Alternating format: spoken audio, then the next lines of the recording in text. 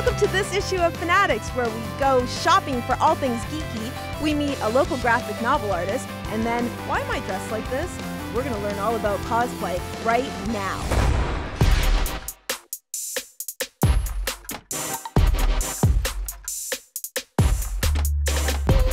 So I first got involved through a friend who basically forced me to read a manga because I didn't consider them books. And I got like really addicted to them, and so I started getting into anime and manga and comics and that kind of thing. And then I was doing some Googling, like little 13-year-old me Googling on the internet, and I'm like, there's a convention like 20 minutes away, it's in the next city over, and I was like so excited. So I told my friend, who I was also kind of turning over to the dark side, and we went, and I had read somewhere online that people like dress up in costume to these things, and I thought that was like the coolest thing ever. So I got my mom to make me like this costume out of like it was like a pillowcase as a collar, and then like a suit jacket and a little pleated skirt and some like plaid leg warmers. And I felt like really proud of this, and people actually recognized who I was, which was like made my day, because it was like my first convention. People recognized who I was, and someone actually wanted a picture, and I was like, someone wants a picture of me. And then I've been like going to cons and cosplaying ever since, because it was so much fun the first time. I just had to do it again. What was your first costume that you made that you were really proud of, and how did that come to be? The first one I made that I was really proud of is the one behind me, which is Summoner Yuna from the Final Fantasy games.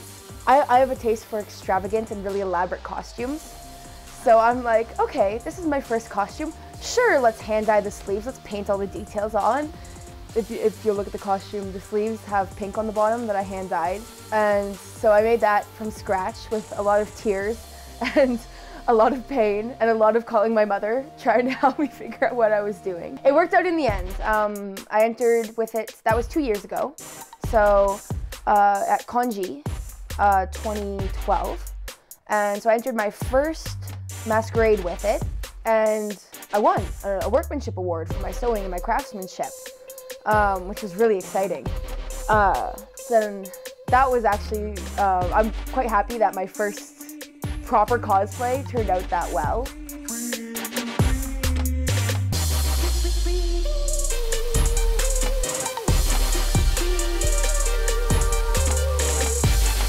So right now in masquerade terms, I'm in artisan level, which is the 3rd level up. Everyone starts at novice. So that's where all like the basics go when you're first trying out. It's the easiest level, and they always have like a bunch of like little awards. So like best charisma, like, and all that kind of thing. They have like a lot more little awards, because they want people to like feel good about like competing in masquerades. Like because they can seem really scary if you've never done one before. And it especially even if you just win one of the little awards, it really like makes you feel good, and you want to like continue going on. After that is Journeyman. Journeyman is the 2nd level up. This is where you're getting more skilled. You've won some awards in novice. You're getting more confident with your costume abilities. You're trying like harder things. The next level up from that, which is where I'm at, is Artisan. So at this point, they expect all of your like basic costuming skills to be done under. All the seams should be finished, they should be straight, they should be even, the costume should look like the photo. You're expected to bring a reference photo for the character you're doing so they can compare from the original source matter to you. They're gonna look at like any props you have, any small details, and unlike with the lower levels where they'll actually check your costume yourself, you're expected to present your costume and explain how you made it, what process you used, what materials you used, that kind of thing. And then after that comes Master. Master Division is where, after Artisan, so at that point you're considered a professional. That's also where any industry professionals go. If you've gone to school for costuming or props for theater, that kind of thing, if you work in the industry, if you take monetary, like you actually take commissions and make costumes for a living, it's your main part of your income, that kind of thing. Or if you've won enough awards to move your way up through the ranks, you're gonna be at master level. So that's the final level. And at that point, you're expected to be putting together costumes that look professional. Like they could be sold in any store to anyone as a garment, not just a costume you did for fun. So let's say, okay, I've never been to a convention before and I want to go. What's your advice to me as a beginner? Don't stress the small stuff. By far, and have fun seems like a really overdone statement, but that's honestly the easiest way I can put it. It can seem intimidating, especially if you're like a first-time it's like your first costume, it's your first convention. It can seem really scary and intimidating. You can be worried like, oh no, like what if like my costume isn't good enough, or oh no, what are these people gonna think? But like everyone there is always so awesome, so friendly, so accepting. Like I said, at the end of the day, you're all just dorks in costumes, and especially when you're making your costume, don't worry if it's not perfect. Don't worry if it's not perfectly screen accurate. Don't worry if something doesn't turn out right. Don't worry if something, if it doesn't like look the way you want it to in the end. Because the point is that you made the effort and you tried, and you're showing your love for the costume, for the character, and for that series through your costume. And that's what really counts, not how good it actually is.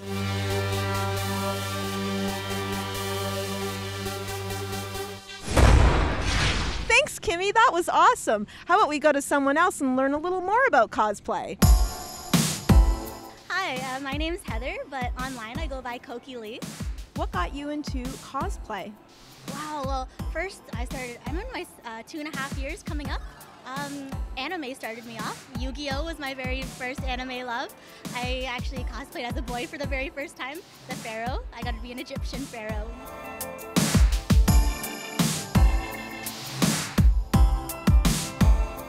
I'm assuming you made your costume? Yes, I would say almost 100% made by me. Obviously did not make the shoes or the tights, but I hand glued every single leaf. I didn't count, but hourly wise, it took about 15 hours to pluck and glue the strings. They all came on strands like this, and I just plucked all the leaves off and hot glued them bottom to top. Can you give me an estimate of how much it might have cost you to make? So wig, corset, tights, sleeves, all in all, maybe $40 to $50. All I really put in was the hours.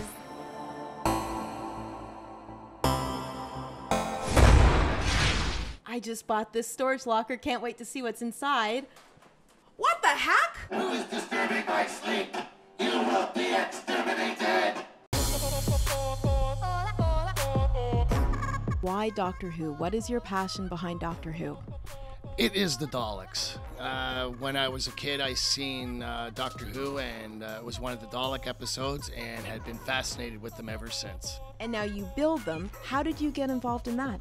It just got to the point one day I decided I was going to build one. I always wanted one, and I had the time and a little bit of extra money and the space to do it at the time, and so the decision was made, and away I went. I have background in other fields, in construction fields and demolition and stuff like that. So I have carpentry, electronics, electric skills, and all these kind of things are involved in building a Dalek. When you first started, was there a template that you followed? What I did was I went to a website called Project Dalek Forum. And on this forum, they have all the different plans over the years of the different Daleks that have been produced, and also a workshop manual that gives you ideas on how to build certain parts, so that, you know, because sometimes some of the parts can be a little bit difficult to try and figure out how to build off the top of your head. What are some of the materials involved in building? Everything from fiberglass, MDF board, plywood, electronics, fabric, carts, lighting, amplifiers, you name it, it's in there. Time frame of start to finish, how long did it take you? I built Harper, that's what we named this one here. He was done in 100 days. He was done very quickly as compared to a lot of other guys. Some of them, they like to take their time. There's guys that have been working on it like for 5 years and they're still not done. You know, it all boils down to how much time you have, how much money you have to work with, space availability and stuff like that. A lot of people like to do it for screen accuracy. You get guys that are like that, and you have other people that like to personalize it. There's Harper. He's designed after the 1960-something episode, Genesis of the Daleks. Can't remember the year on that one. And he's kind of built to screen accuracy, but he has a few different changes that I had put in there because of parts availability for me. But on a whole, it all boils down to personal preference. What do you do with Harper? We exterminate. That's his main purpose. We go trundling through the conventions and exterminating everybody that we come across. It's a lot of fun, actually. It's one of those few items where you can get inside and kind of be a little rude and a little nasty, and people love it, right? As compared to your normal everyday life, if you were rude and nasty, people wouldn't like you. As soon as you get inside of a Dalek and you start being like that, people just love it. Going to the conventions, like I've done 4 or 5 of them so far this year, and there's a few more coming up that I'll be attending to. I did only 4 last year because I was new to the whole idea. Well, actually, when I built this Dalek, I had no idea what I was going to get involved in. I was building it just for something to do, have him sitting in the corner in my front room. He's a cool conversation piece. And ever since I built him, he's been traveling all over Ontario.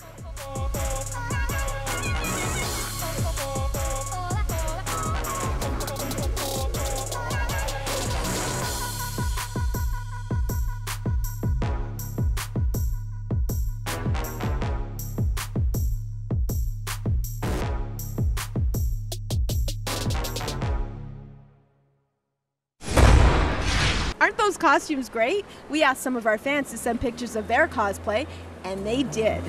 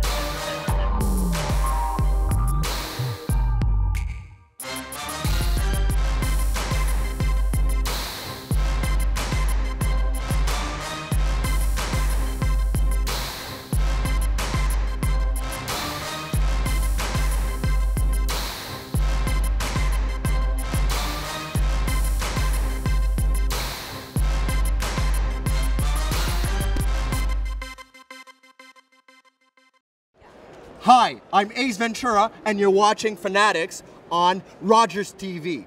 Thank you. Have a lovely day. Take care now. Bye-bye then.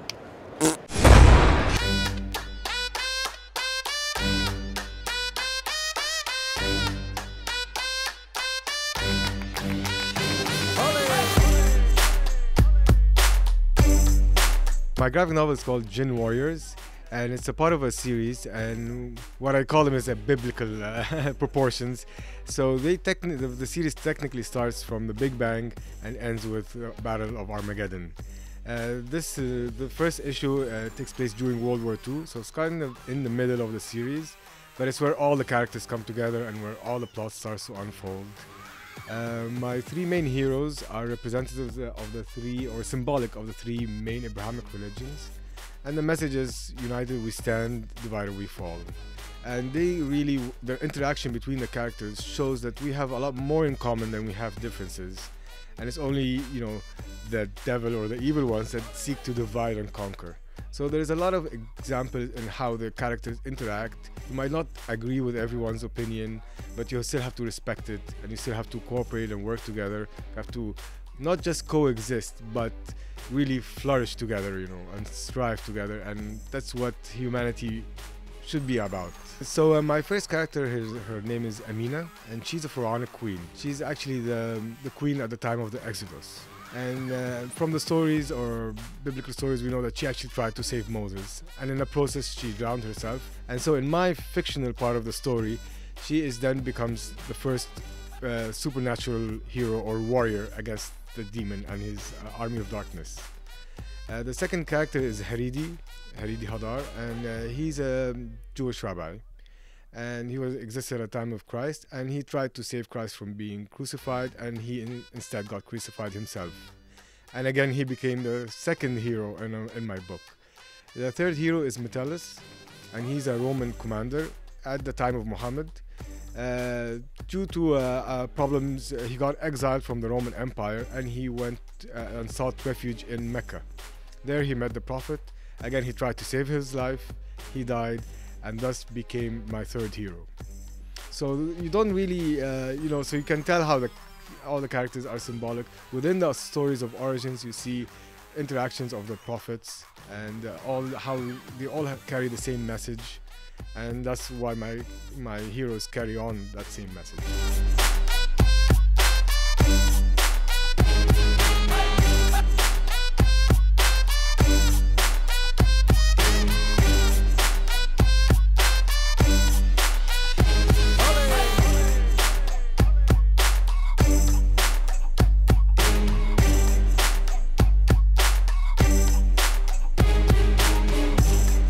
Well, the writing is actually the most fun part. It's the most creative part. When I started got into writing, I joke and say I feel like a god. You know, you're creating people, you're killing them, you're playing around with their lives, their fates, their destiny, and it's the most rewarding part of it, really. A lot of research goes into my books because they're based on history, ideology, mythology as well, so it combines a lot of that part. So it does take a lot of, putting together. Luckily, I use my background in economics to do it, so there's a really scientific method to how I work it. I have a spreadsheet, I put all the dates, the characters, and how they all interact. How did you become a graphic novel artist? Well, it started when I was a kid. I've always loved comic books, and I took a lot of drawing classes and art in school. I even minored in fine arts in university. And then back in 2003, I met who later became a friend and a colleague, a partner, and we created the first Middle Eastern superheroes and comic books out of Egypt. So someone who wants to get into this industry, what would you suggest? Well, I don't want to discourage anyone, but it is a very tough industry to make a dent in, to get your foot in the door, but it's very rewarding. Treat it like a business. When I did this, I quit my previous job, which was financial planning. I dedicated 40 to 50 hours a week to work on it, and take it as a full-time job if you really want to succeed. It's not just a pet, project or a pet hobby. If you want a career into this, treat it as a career. Where would we find these? Well, if you're in London, Ontario, you can of course come to LA Mood here. They're also available at Heroes. Or you can find them on Amazon.com. So just Google Jinn Warriors, that's Jinn Warriors, and you'll have all the search results.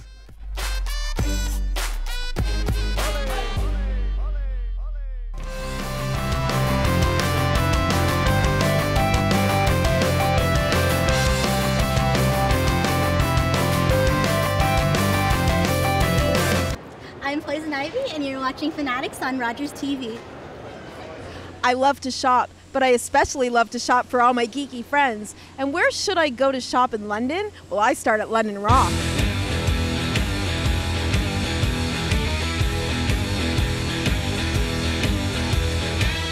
What made you decide to open this type of store here in London?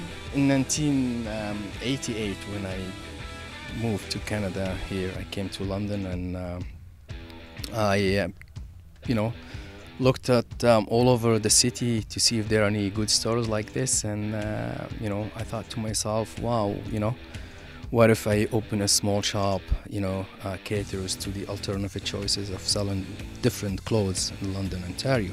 Fashion was always something that I admired.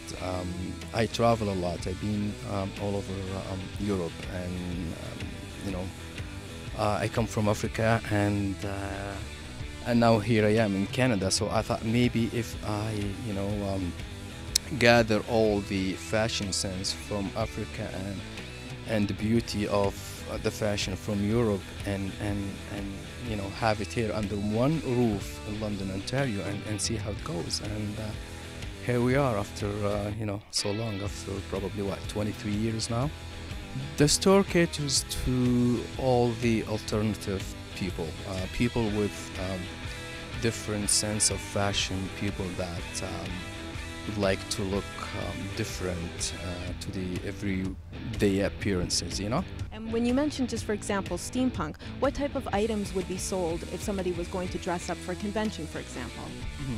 one-piece dress is always the first choice for the ladies, of course, and then we got the accessories such as the arm warmers and the goggles, the corsets, and that's included the over and under bust. What are your biggest sellers? What kind of items sell really well for you? There's a lot of choices. Concert t-shirts is always a good seller, of course, and the store is well known in the city for that. The footwear department is doing great, and the alternative choices.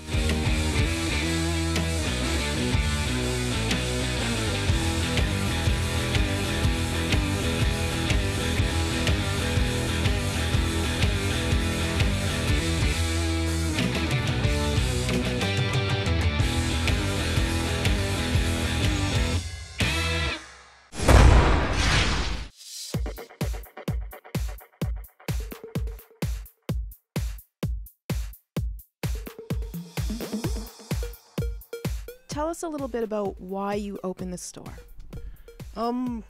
It kind of came from a couple of places. One was constantly seeing cool stuff online and never seeing it in a store here in London. And the other part was just being inspired by really cool stores that I'd seen in Toronto with just a crazy mix of interesting stuff. And I just wanted to create something like that here in London. Tell us a little bit about your average customer. That's been one of the really interesting things. I kind of designed this place as a gift shop for guys or geeks, because it was someplace that I would want to shop, right? But you know, guys don't do as much of the shopping. It's one of those old truisms, and you know, it's the wives and girlfriends and daughters and moms who are often buying gifts for the geek in their life and for themselves too. We have lots of women who are into all this stuff too, but yeah, we get a real mix from you know, high school and university students up to, you know, everybody really. And what would you say are some of the biggest sellers that you have here? It's kind of all over the place. Everything from socks to like art prints, geeky art prints. Board games have been doing really well in the last couple of months, so yeah, it's all over the place. Board games weren't really initially going to be part of the store, but I'm a huge fan of them myself. They've really become so popular in the last few years with mainstream titles like Settlers of Catan. And it's really interesting. Board games are one of the few kinds of entertainment that I don't think digital has hurt them at all. There are electronic versions of a lot of board games, and it doesn't take away from people being into the hard copy versions. It just gets more people into them.